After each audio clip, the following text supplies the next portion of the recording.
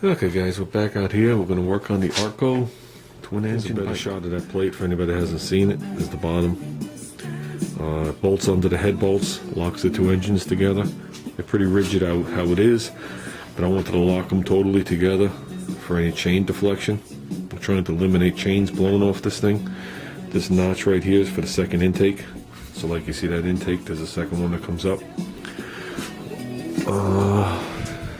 Here's the actual second intake. Put the carburetor on it. If you give me a second, I'll unpackage it. That's pretty much it, guys.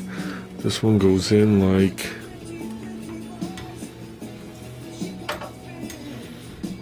this.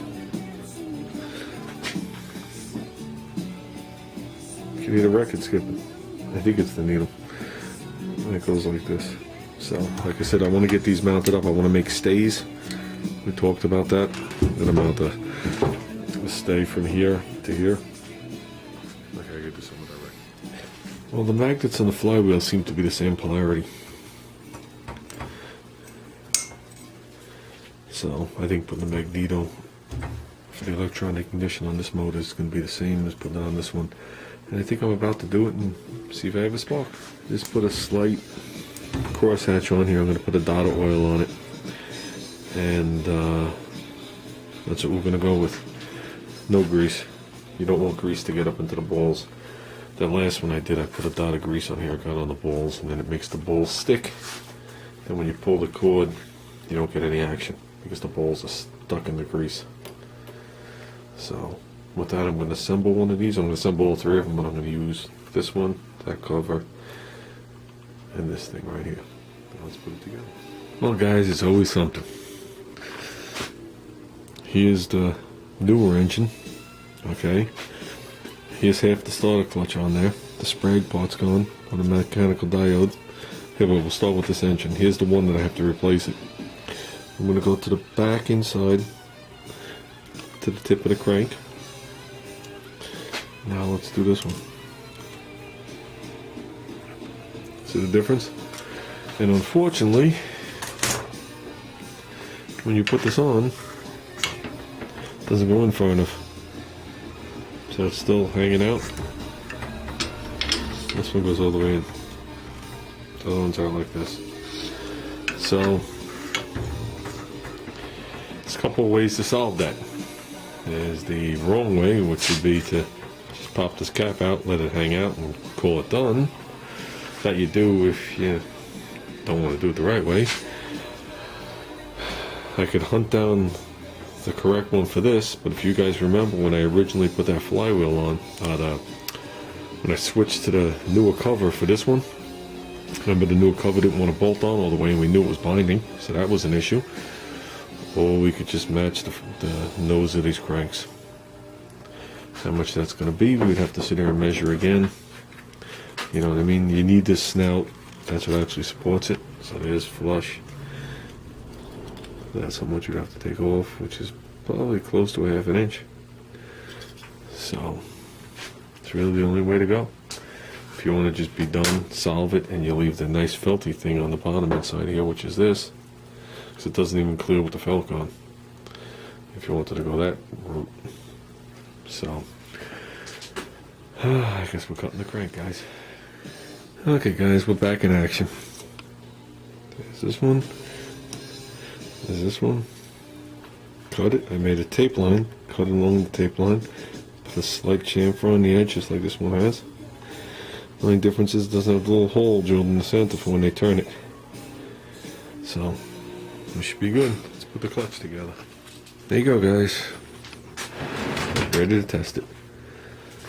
Okay, let's review real quick what I did. I decked the block. Put 2 new valves in there. Lapped them in. Set the lash. Milled the head. Milled the top bolts for the head so they wall flat for my new plate. We just took off, it's actually 5/8 off the front of the crank, so we could put the, I'm going to say modern day, because this is a 20-year-old newer motor than this one. Starter spring or clutch on here. Got the other cover on here, got this tank on to test it. We have the electronic ignition coil in here, the magnetron. Ooh, topped off the oil. Tilted this motor laying on its front before and turned it a little bit to get oil onto the cylinder wall. This is a steel sleeve engine. I didn't see any scuffs in it. That doesn't mean the rings aren't worn out, but at least I know the bore's mint. And we put the cover back on with the gasket. That's going to slow down the oil leak. Like I said, when we're all done, these motors will be taken apart, resealed, repainted. All this white paint will be stripped off. And let's just see how it runs. Obviously not started, ice cold. I'm going to prop you up, put you on the ground, and let's see if we can get the full heartbeat in this Arco twin engine project. So let me find the place to prop. First start, and over a year and a half before that, it was like 16 years. So let's see what we got. We've got a full choke.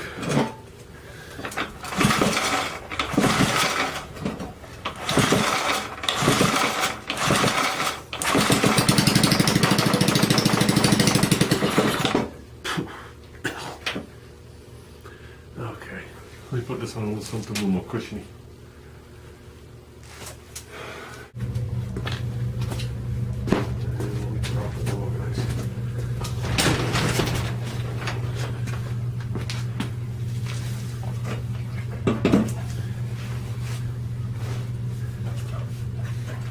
Let's try that again.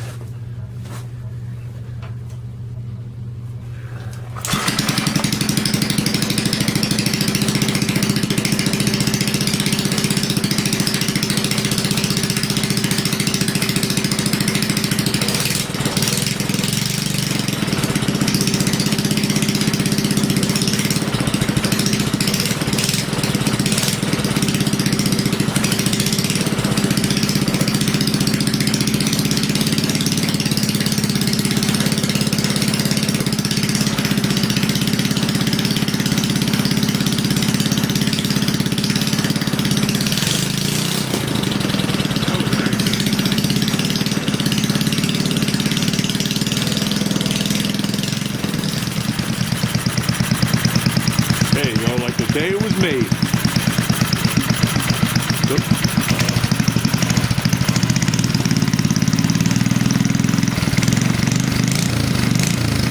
Doesn't really look like a smoker, right? There's no smoke pouring out. So, figured we'd let this thing run through its warm cycle. Let it cool down, and I'll check the valves. That's what we do with it. Swap valve. That's the throttle. But the governor's not hooked up, so I don't know how well it'll work.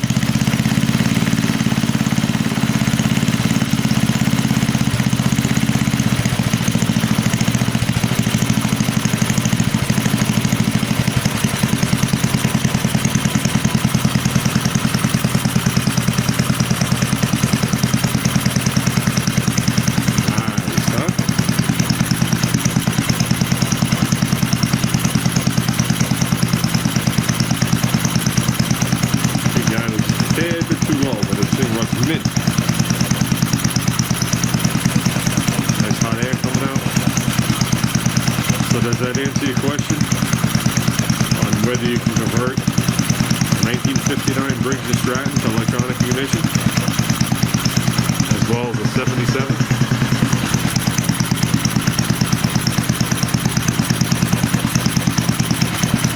A little bit of smoke coming out there. Hold on to it. Grip onto it. Here, like right here.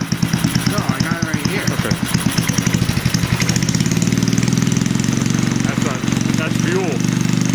That was fuel building up in it, not oil.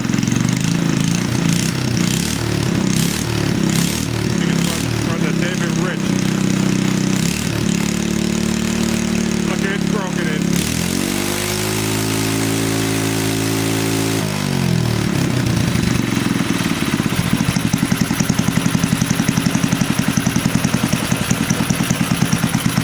A 3.5 is like a 283. You could hold it to the floor forever.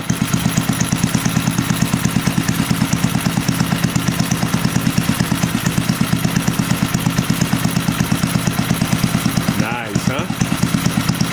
Don't you wish you had a little 3.5 horsepower on your go-kart? No,